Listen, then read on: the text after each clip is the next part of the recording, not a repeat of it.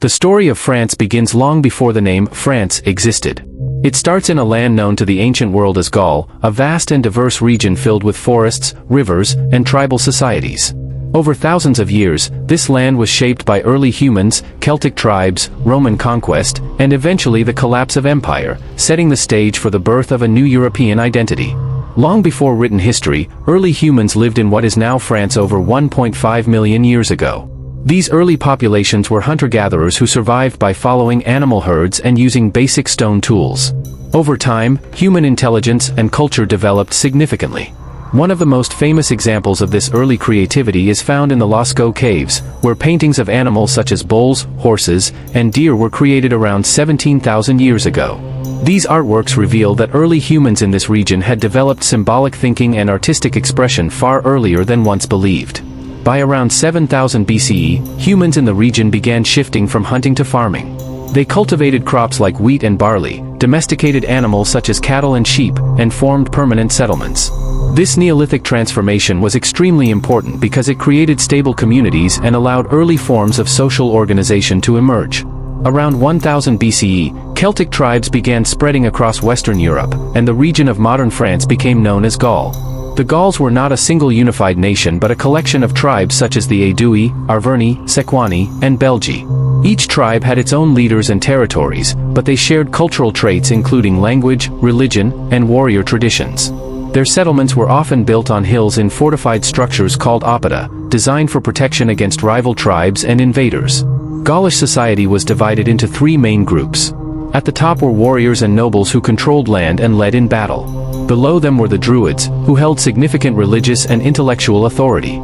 They served as priests, judges, and historians, preserving knowledge through oral tradition. The majority of the population consisted of farmers, craftsmen, and traders who supported the economy. The Gauls were highly skilled in metalworking, especially in iron weapons and gold ornaments, which made them both respected and feared by neighboring civilizations.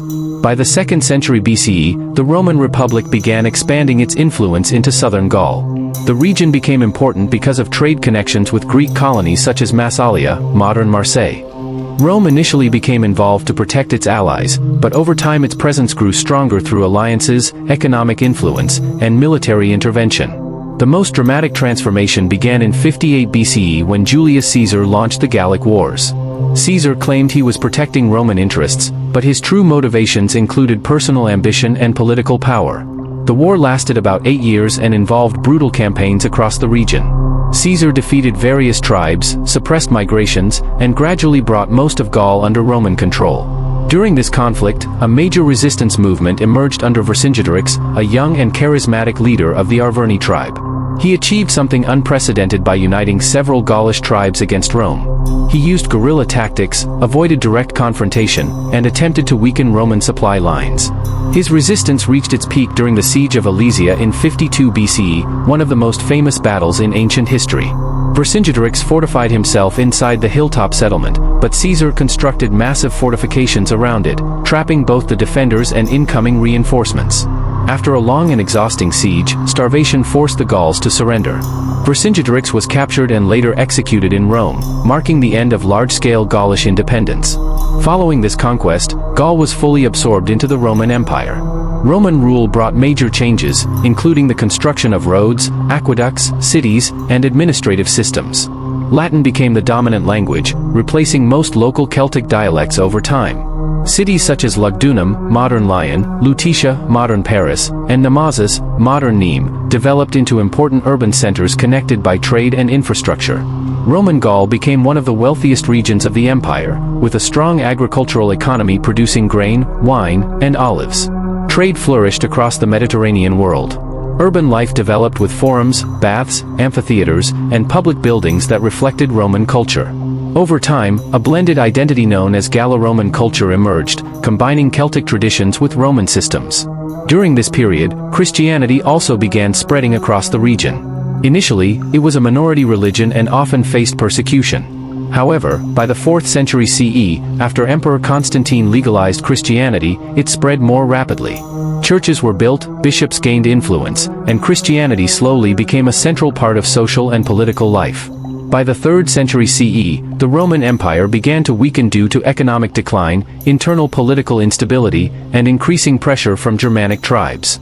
Gaul experienced repeated invasions and instability as Roman authority declined. Eventually, in the 5th century CE, the Western Roman Empire collapsed completely in 476 CE. As Roman power disappeared, Gaul was divided among various Germanic groups, including the Visigoths, Burgundians, and Franks. Cities weakened, administration collapsed, and local leaders gained control of territories. Among these groups, the Franks gradually became the most powerful force in northern Gaul. Unlike others, they adopted many Roman customs and converted to Christianity early, which helped them gain support from the local population. By the end of this period, the land had transformed multiple times, from prehistoric settlements to Celtic Gaul, from Roman province to fragmented post-imperial territories. The stage was now set for the rise of the Franks and the formation of a medieval kingdom that would eventually become France. After the fall of Roman authority in Gaul, the region did not fall into silence or emptiness. Instead, it became a battleground of new powers, shifting alliances, and emerging kingdoms.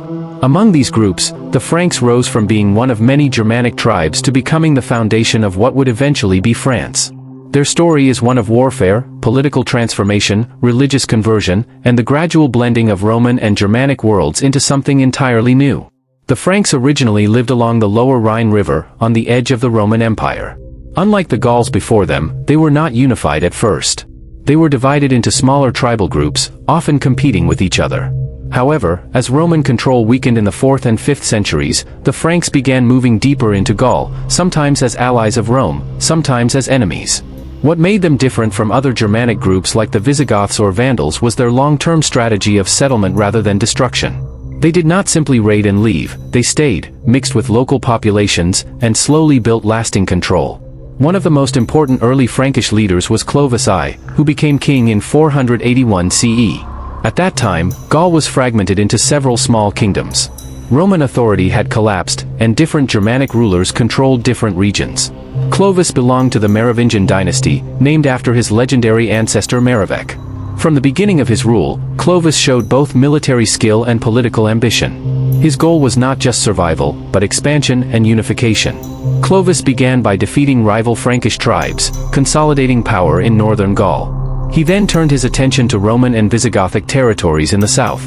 One of his most significant victories came at the Battle of Soissons in 486 CE, where he defeated Syagrius, a Roman commander who still controlled parts of Gaul. This victory effectively ended the last remnants of Roman rule in the region and marked a turning point in European history. Gaul was no longer Roman, it was becoming Frankish. However, Clovis's greatest transformation was not only military but religious.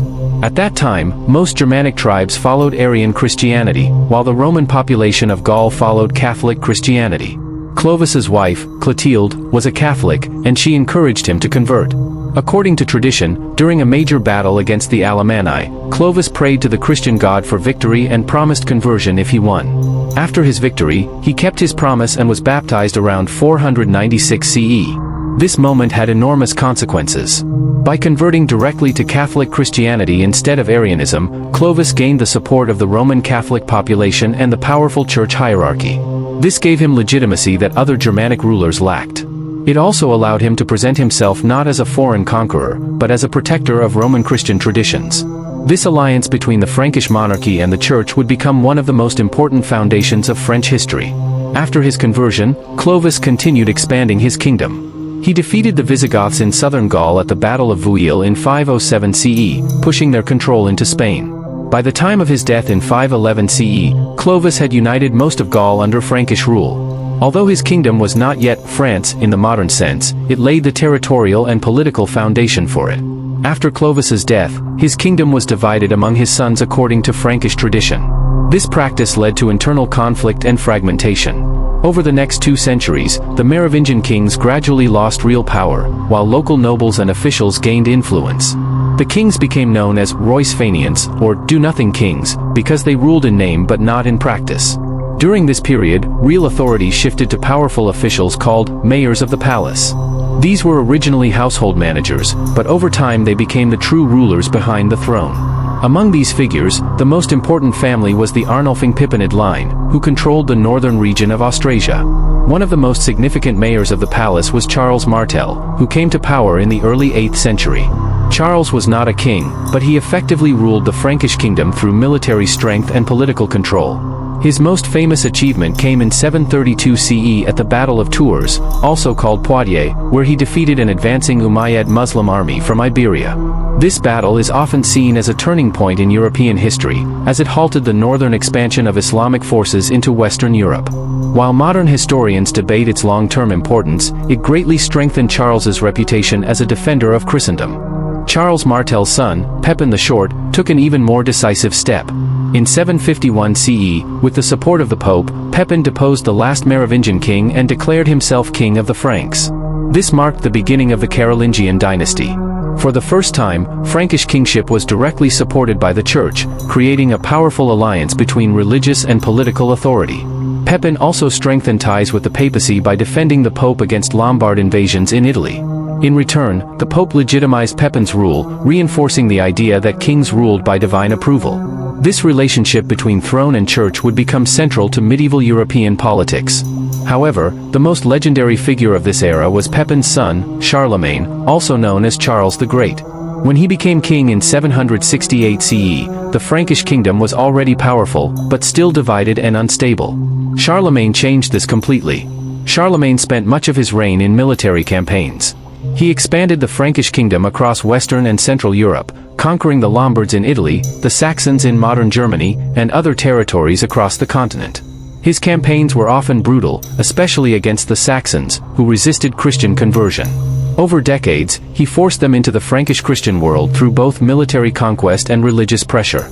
By the end of his reign, Charlemagne had created an empire that stretched across much of Western Europe, from modern France and Germany to parts of Italy and Spain. This was the largest unified Western European territory since the fall of Rome. But Charlemagne was not only a conqueror. He also played a major role in cultural and intellectual revival, often called the Carolingian Renaissance. He promoted education, encouraged the copying of ancient Roman texts, supported monasteries, and brought scholars from across Europe to his court. His goal was to revive learning and stability in a world that had been fragmented after Rome's fall. In the year 800 CE, on Christmas Day in Rome, Pope Leo III crowned Charlemagne as Emperor of the Romans. This moment was symbolic and powerful. It suggested the rebirth of the Roman Empire in the West, but under Christian and Frankish leadership. Although Charlemagne himself did not call it the Holy Roman Empire in his lifetime, his coronation laid the foundation for it. Charlemagne's empire, however, was difficult to maintain. It depended heavily on his personal authority and military leadership. After his death in 814 CE, his son Louis the Pious inherited the empire, but internal conflict soon weakened it. After Louis's death, his sons divided the empire through the Treaty of Verdun in 843 CE. This division is extremely important for French history. The empire was split into three parts. Western Francia, which would evolve into France, Eastern Francia, which would become Germany, Middle Francia, a long central strip that later fragmented. Western Francia, ruled by Charles the Bald, is considered the direct ancestor of the French kingdom. From this point onward, a distinct French identity slowly began to emerge. Even though early medieval France was still politically unstable, the foundations had been set. The Franks had transformed from tribal groups into rulers of a Christian kingdom. The alliance between monarchy and church had been established. Roman traditions, Germanic customs, and Christian beliefs had merged into a new European civilization. The stage was now set for the next great era, feudal France, the rise of powerful nobles, and the long struggle to build a unified kingdom. After the division of Charlemagne's empire, Western Francia, what would eventually become France, entered a long and difficult period of fragmentation, insecurity, and slow political transformation. Central authority weakened dramatically, and real power shifted into the hands of local nobles who controlled land, armies, and justice in their own regions. This was the beginning of feudal France, a system that would define medieval European life for centuries. In this new world, the king still existed, but his authority was limited. He ruled more in theory than in practice, especially in the early centuries after the Carolingian Empire broke apart. Local lords built fortified castles and governed their territories independently. They collected taxes, enforced laws, and raised private armies. The land was no longer unified under a strong empire, but divided into hundreds of semi-independent lordships. At the same time, Europe faced constant external threats. Viking raids from the north devastated coastal and river regions of France throughout the 9th and 10th centuries. These Norse warriors sailed up rivers like the Seine and Loire, attacking towns, monasteries, and cities. Paris itself was besieged multiple times. The inability of weak kings to stop these invasions further strengthened local nobles, who built castles and defenses to protect their lands. Over time, many Vikings settled in northern France, particularly in a region that came to be known as Normandy. The settlement of the Vikings in Normandy was one of the most important developments of the early medieval period. In 911 CE, the Frankish king Charles the Simple granted land to a Viking leader named Rollo in exchange for loyalty and protection against further raids. Rollo and his followers adopted Christianity, learned the French language, and became known as the Normans. This transformation shows how fluid identities were in medieval Europe, where conquerors often became part of the societies they once attacked. As feudalism developed, society became structured around a rigid hierarchy. At the top was the king, followed by powerful nobles such as dukes and counts.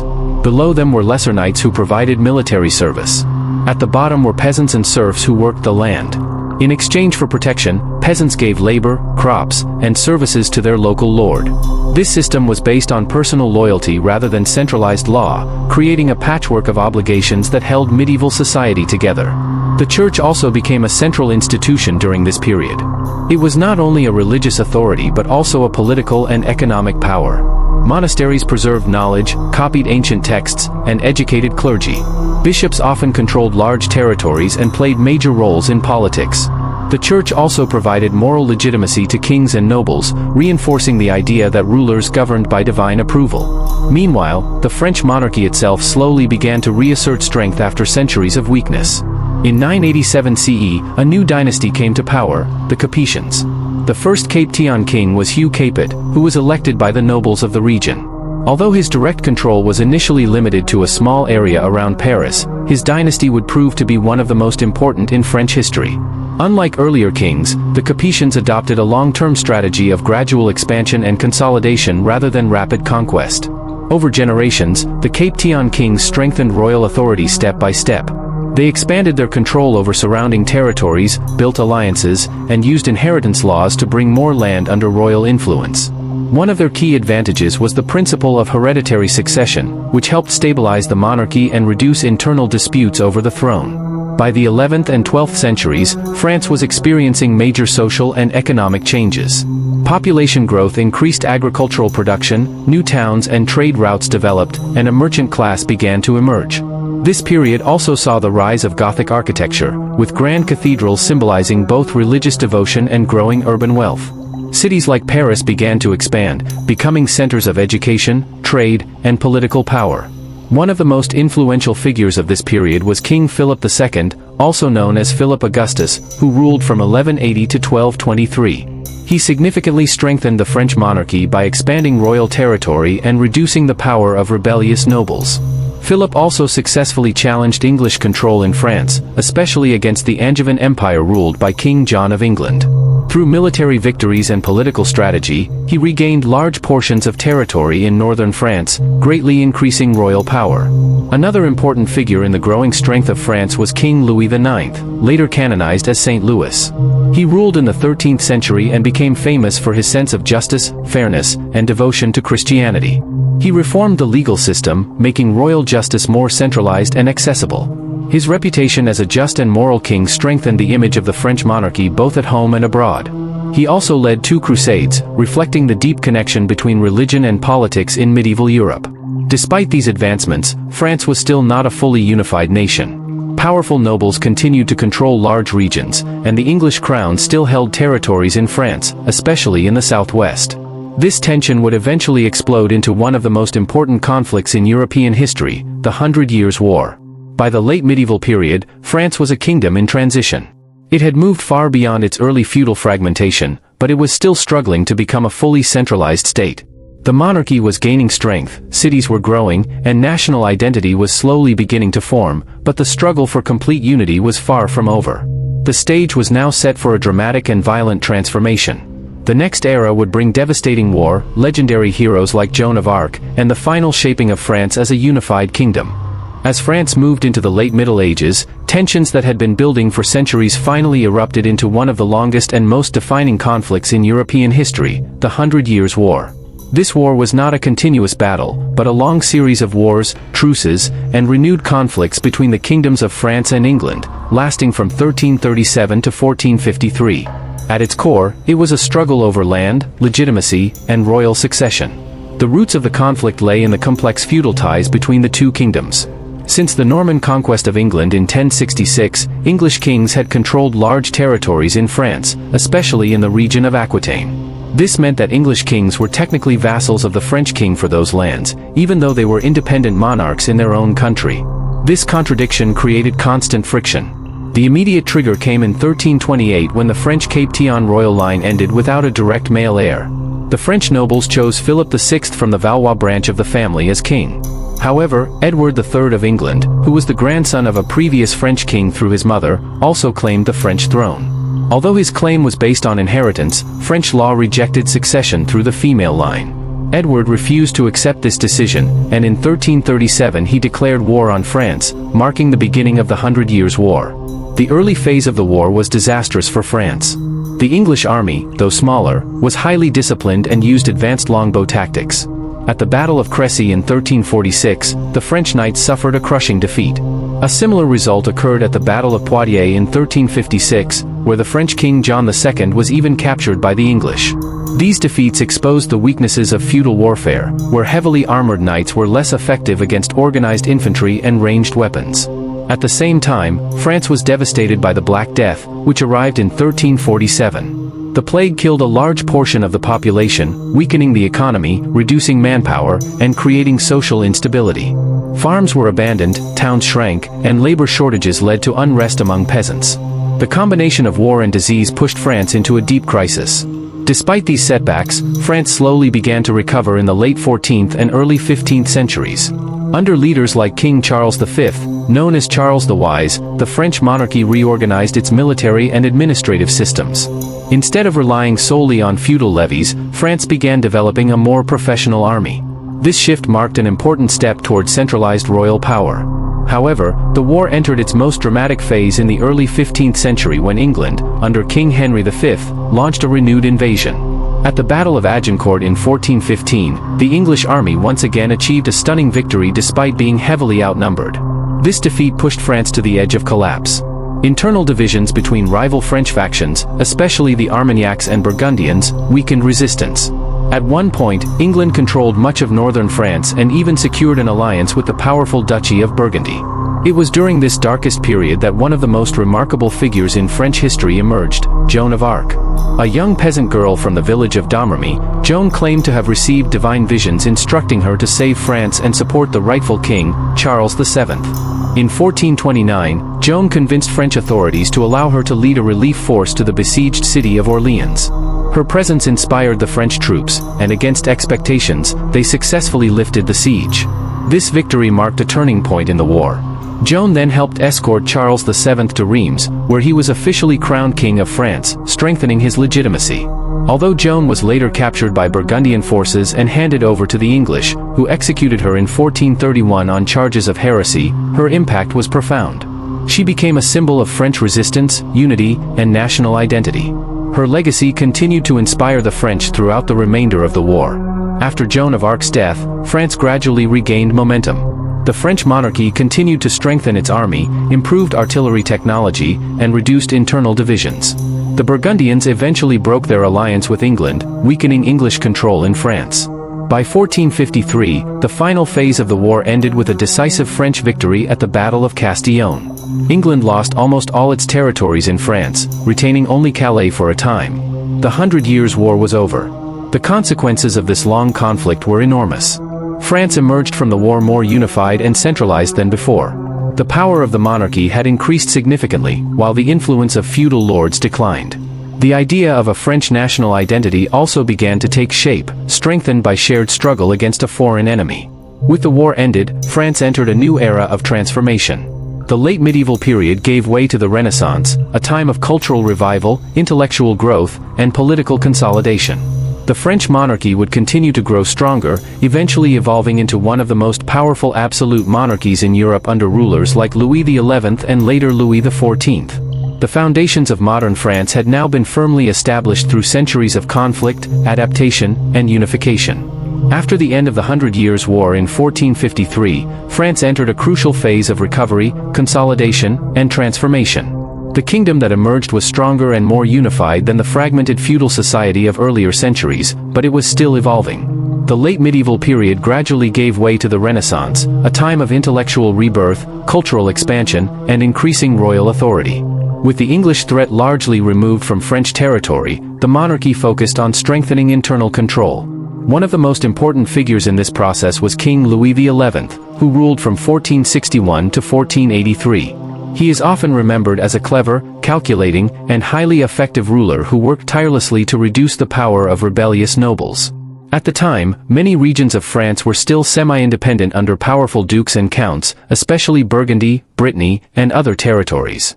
Louis XI used diplomacy, espionage, and strategic alliances rather than large-scale warfare to weaken these nobles. He built a network of informants across the kingdom, earning him the nickname, the Universal Spider. Through careful political maneuvering, he gradually brought rebellious territories under royal control. One of his greatest successes came after the death of Charles the Bold, Duke of Burgundy, in 1477.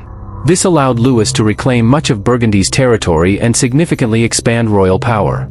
By the end of his reign, the French monarchy had become far more centralized. The king was no longer just a feudal lord among many others, he was becoming the true sovereign of France. This shift marked a major step toward the modern French state. At the same time, Europe was undergoing a broader cultural transformation known as the Renaissance, which began in Italy and spread northward into France during the late 15th and early 16th centuries.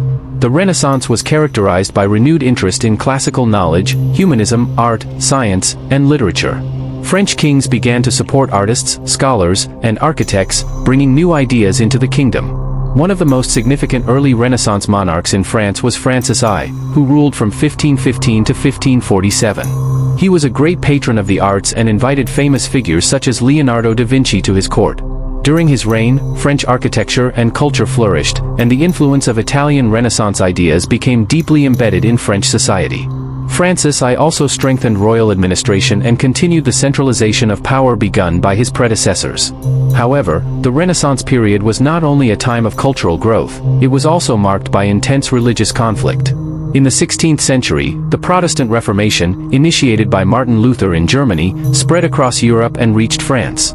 This led to a deep division between Catholics and Protestants, known in France as Huguenots. Religious tensions escalated into a series of violent conflicts known as the French Wars of Religion, which lasted from 1562 to 1598. These wars involved noble families, royal factions, and foreign powers, all fighting for influence. The violence reached its peak in the St. Bartholomew's Day massacre in 1572, when thousands of Huguenots were killed in Paris and other cities. This event shocked Europe and deepened the internal crisis in France. During this chaotic period, the monarchy struggled to maintain authority. Several weak kings ruled in succession, while powerful noble families and religious leaders fought for control. However, out of this turmoil emerged a figure who would restore stability, Henry IV. Henry IV originally belonged to the Protestant Huguenot faction but converted to Catholicism in order to secure the throne, famously stating that Paris is worth a mass. In 1598, he issued the Edict of Nantes, which granted limited religious tolerance to Protestants while restoring peace to the kingdom. His reign marked the beginning of recovery after decades of civil war. Henry IV also focused on rebuilding France's economy, infrastructure, and agriculture. He supported trade, improved roads, and encouraged farming development. His reign helped stabilize the country and restore confidence in the monarchy. After his assassination in 1610, France once again entered a transitional phase. However, the groundwork for strong centralized monarchy had been firmly established. This set the stage for one of the most powerful eras in French history, the Age of Absolute Monarchy. In the early 17th century, figures like Cardinal Richelieu, chief minister to King Louis XIII, further strengthened royal authority. Richelieu worked to suppress noble rebellions, weaken Protestant political power, and expand France's influence in European politics. He believed in strengthening the state above all else, regardless of religious divisions. By the mid-17th century, France had become a highly centralized state, but the full expression of absolute monarchy would reach its peak under Louis XIV, the Sun King. Although his reign belongs to the next major chapter, the foundations for his power had already been laid through centuries of struggle, reform, and centralization. By the end of this period, France had transformed dramatically. It had moved from feudal fragmentation and religious chaos into a strong, centralized monarchy with growing cultural influence across Europe. The Renaissance had enriched French culture, while political reforms had strengthened royal authority. Yet, beneath this growing power, tensions still existed, tensions that would eventually lead to revolution in the centuries ahead. After decades of political consolidation, religious conflict, and state building, France entered its most dazzling and defining era under the reign of Louis XIV, who came to the throne in 1643 as a child and ruled personally from 1661 to 1715. His reign marked the height of absolute monarchy in Europe and transformed France into the cultural, military, and political center of the continent. When Louis XIV began his personal rule, France had just emerged from internal instability known as the Fronde, a series of noble rebellions that took place between 1648 and 1653. These uprisings deeply influenced the young king. He witnessed how powerful nobles and even Parisian institutions could challenge royal authority. This experience shaped his lifelong determination to ensure that no one could ever rival the king's power again. Once he assumed full control, Louis XIV made a historic decision: he would concentrate all authority in himself. He famously expressed this idea through the concept of absolute monarchy, often summarized in the phrase, "L'état, c'est moi, I am the state." Although historians debate whether he actually said these exact words, the meaning reflects his political philosophy: the king was the source of law, order, and authority. To secure this system, Louis XIV weakened the nobility by drawing them away from their regional power bases and bringing them under royal control. Instead of governing from the city of Paris, he moved the royal court to the magnificent palace of Versailles, located outside the capital. Versailles was not just a palace, it was a political instrument. By requiring nobles to live there, Louis turned them into courtiers dependent on royal favor rather than independent regional rulers. Versailles became a symbol of absolute monarchy and French grandeur. It was expanded into a vast complex filled with ornate halls, gardens, fountains, and ceremonial spaces. Life at Versailles was highly structured, with strict etiquette governing every aspect of daily life. Even small acts, such as who could assist the king in dressing or eating, were carefully controlled. This system ensured that nobles competed for status at court rather than plotting rebellion in their provinces. While the court displayed luxury and elegance, real power was centralized in the king's administration.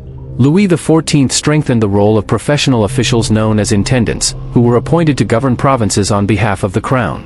These officials reported directly to the king, bypassing local noble authority. This system helped unify France under a centralized bureaucracy. Economically, France was shaped by the policies of Jean-Baptiste Colbert, Louis XIV's finance minister. Colbert promoted mercantilism, a system aimed at increasing national wealth by maximizing exports and limiting imports. He supported manufacturing, built infrastructure, and encouraged state-controlled industries such as textiles and shipbuilding. France's economy expanded significantly during this period, and its naval power grew stronger. Louis XIV also invested heavily in military expansion. Under the leadership of his war minister, Louvois, France developed one of the most powerful standing armies in Europe. The army became professionalized, better trained, and more disciplined than feudal forces of the past. This military strength allowed Louis XIV to pursue aggressive foreign policies aimed at expanding France's borders and influence. During his reign, France engaged in several major wars, including the War of Devolution, the Franco-Dutch War, the War of the League of Augsburg, and the War of the Spanish Succession. These conflicts were fought against coalitions of European powers who feared French dominance. Although France did not achieve total victory in every war, it remained one of the most powerful states in Europe throughout Louis XIV's reign. Culturally, this period is often considered the golden age of French civilization. French became the language of diplomacy and European aristocracy. Writers, philosophers, and artists flourished under royal patronage. Figures such as Molière in theater, Racine in drama, and Lully in music shaped classical French culture. The Académie Française was strengthened to standardize the French language and promote intellectual excellence. Architecture and art also reflected royal grandeur. The Baroque style influenced many buildings, though France developed its own classical version characterized by order, symmetry, and elegance. Versailles itself became a model for royal palaces across Europe. Religion also played a major role in Louis XIV's policies.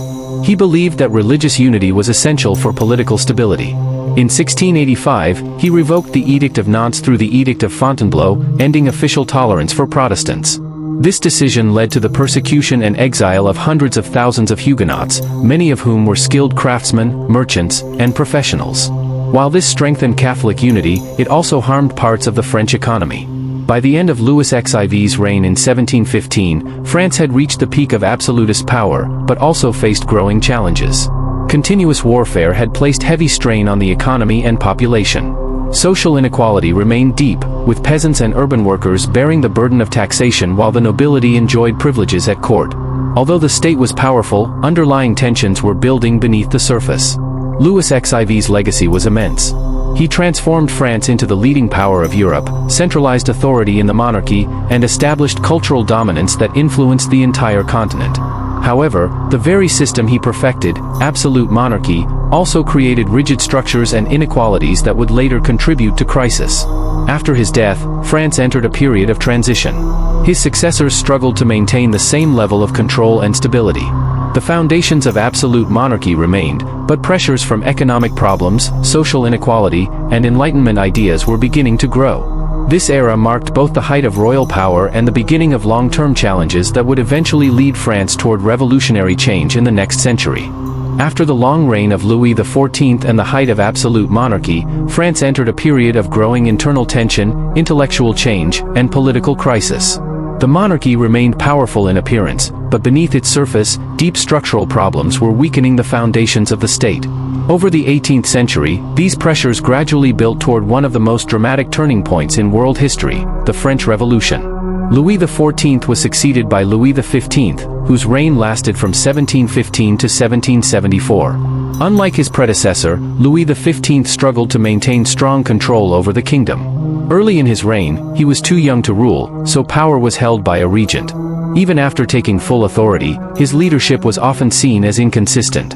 France remained involved in costly wars, including conflicts against Britain and Prussia, which drained the treasury and weakened the state. During this time, France's global rivalry with Britain intensified. Both nations competed for colonies in North America, the Caribbean, Africa, and India. This rivalry culminated in the Seven Years' War, 1756 to 1763, a major global conflict in which France suffered significant losses. As a result, France lost most of its territories in North America, including Canada. This defeat damaged national prestige and increased financial strain. At the same time, French society was becoming increasingly unequal. The population was divided into three major estates: the clergy, the nobility, and the common people. The first and second estates, clergy and nobility, enjoyed privileges such as tax exemptions and political influence, while the third estate, which included peasants, workers, and the growing bourgeoisie, bore the burden of taxation. This inequality created widespread resentment. Meanwhile, intellectual life in France was undergoing a major transformation known as the Enlightenment. Philosophers and writers began questioning traditional authority, including monarchy, religion, and inherited privilege. Thinkers such as Voltaire, Rousseau, Montesquieu, and Diderot argued for reason, individual rights, separation of powers, and equality before the law. These ideas spread widely through books, salons, and public debate, gradually undermining the ideological foundation of absolute monarchy. Rousseau's idea that sovereignty belongs to the people rather than the king was particularly influential. Montesquieu's theory of separation of powers inspired later democratic systems. These Enlightenment ideas did not immediately change France, but they deeply reshaped how people thought about government and society. When Louis XVI came to the throne in 1774, he inherited a kingdom facing serious financial crisis. The French state was heavily indebted due to years of war and extravagant royal spending. Attempts to reform taxation faced strong resistance from the nobility, who refused to give up their privileges. The system was politically paralyzed, the monarchy needed reform, but the institutions of privilege blocked it. A major financial crisis in the late 1780s forced the king to call the Estates General in 1789, an assembly that had not met for over 170 years. This decision unintentionally opened the door to revolution. The Third Estate, representing the majority of the population, demanded greater political representation and reform. When their demands were ignored, they broke away and formed the National Assembly, declaring themselves the true representatives of the French nation. Soon after, tensions erupted in Paris. On July 14, 1789, crowds stormed the Bastille prison, an event that became a powerful symbol of rebellion against tyranny. The revolution spread rapidly across France. Feudal privileges were abolished, and the Declaration of the Rights of Man and of the Citizen was issued, proclaiming liberty, equality, and fraternity as core principles. Over the following years, France underwent radical political and social transformation. The monarchy was eventually abolished, and King Louis XVI was executed in 1793.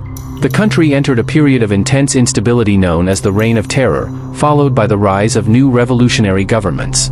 Out of this chaos eventually emerged a new figure who would reshape France once again, Napoleon Bonaparte. Rising through the military during the Revolution, Napoleon seized power in 1799 and later declared himself Emperor of the French.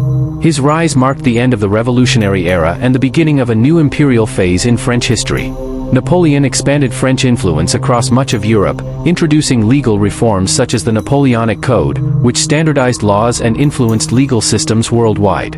However, his empire eventually collapsed after military defeats, particularly the disastrous invasion of Russia and the defeat at Waterloo in 1815. After Napoleon's fall, France restored its monarchy temporarily, but the revolutionary ideas of liberty and equality could not be fully reversed. Throughout the 19th and 20th centuries, France continued to experience political change, revolutions, republics, empires, and world wars.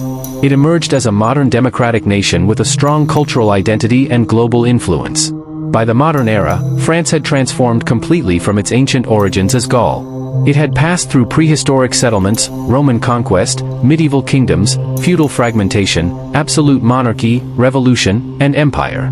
Each period reshaped its identity, leaving layers of history embedded in its culture, language, and institutions. Today, France stands as one of the most influential nations in the world, known for its contributions to art, philosophy, politics, and global affairs. Its history is not a single continuous story, but a long evolution shaped by conquest, ideas, conflict, and transformation. And that is the complete journey, from ancient Gaul to modern France.